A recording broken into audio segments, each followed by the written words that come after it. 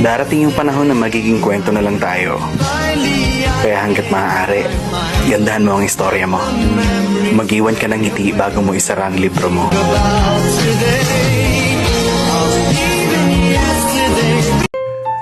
Diskarte lang ang kailangan para mabuhay ka at ang pamilya mo. Kaya ikaw, huwag mong pansinin kung tinatawanan ka ng iba. Kasi hindi ka mapapakain ng panlalait nila. Good morning! Sa panahon ngayon, marami naghihiwalay. Bakit? Kasi hindi na nagkikita. Wala nang pagkakaunawaan. Kulang sa time. Wala nang spark. Wala nang kilig. Hindi na masaya. I tell you, sa relationship dumarating talaga sa mga stage na ganyan.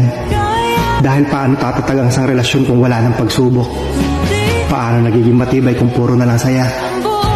Paano magmamature kung wala nang pagdadaanan?